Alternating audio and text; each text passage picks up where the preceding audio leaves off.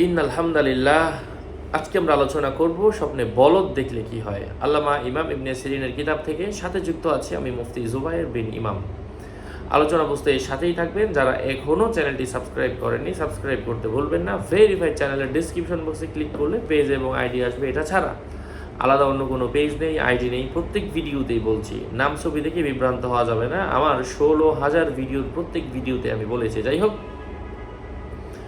বলদ দেখা এটা কর্মঠ, প্রতিরক্ষাকারী, শক্তিশালী, প্রতাপশালী, ধন সম্পদ ও অস্ত্রের অর্থ বহন করে। শিং না থাকলে ভিন্ন কথা। স্বপ্নে শিংহীন বলদ দেখা বরখাস্ত কর্মচারী, দরিদ্র, তুচ্ছ অপদস্থ কিংবা নিয়ামত ছিনিয়ে নেওয়া হয়েছে এমন ব্যক্তির লক্ষণ। কখনো গাধার ব্যাখ্যা গোলাম দ্বারাও হয়ে থাকে, কারণ সে জমিনের বড় শ্রমিক। তবে কখনো এর ব্যাখ্যা পুরুষের সঙ্গে বিবাহও হয়ে থাকে তার অধিক চাষাবাদের কারণে। কখনো এর ব্যাখ্যা বেদুইন এবং কৃষকও হয়ে থাকে, বেদুইন বলতে গ্রাম্য লোক। কখনো বিদ্রোহী ব্যক্তিও হয়ে থাকে। মহিলা স্বপ্নে নিজেকে বলদের মালিক হতে দেখার অর্থ হচ্ছে তার স্বামী তার অনুগত হবে। যদি সে অবিবাহিত হয় তাহলে তার বিয়ে হয়ে যাবে।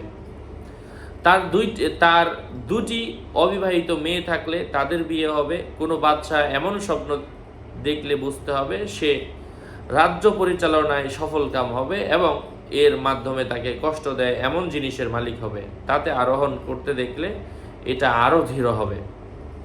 যদি কেউ স্বপ্নে কোনো বলদকে জবাই করতে দেখে, এখন সে যদি বাদশা হয় তাহলে বুঝতে হবে সে তার কোনো কর্মচারীকে বা তার কোনো বিরুদ্ধাচারীকে হত্যা করবে। যদি সে সাধারণ মানুষ হয় তাহলে সে কাউকে পরাভূত করবে এবং তাকে ভয় পায় এমন ব্যক্তির উপর বিজয়ী হবে। স্বপ্নে যদি কেউ বলদের পিঠে আরোহণ করতে দেখে, এর অর্থ হচ্ছে তার যদি ছেলে সন্তান থেকে থাকে তার পরিবারস্থ কোনো ব্যক্তি অসুস্থ হওয়ার সম্ভাবনা রয়েছে। বলদের শিং দেখার অর্থ হচ্ছে আল্লাহ তাআলা তার উপর রাগান্বিত হবেন।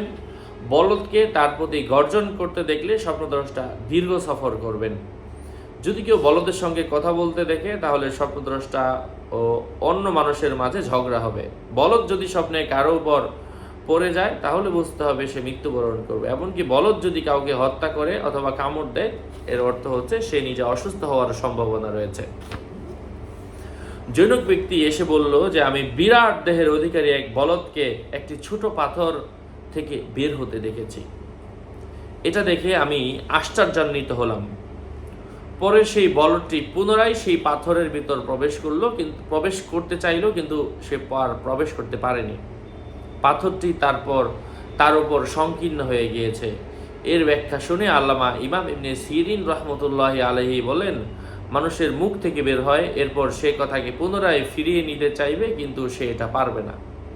তো ভবিষ্যতে এমনই হয়, বিশাল এক বাক্য যা মানুষের মুখ থেকে বের হয়, এর মাধ্যমে মানুষ কষ্ট পায়।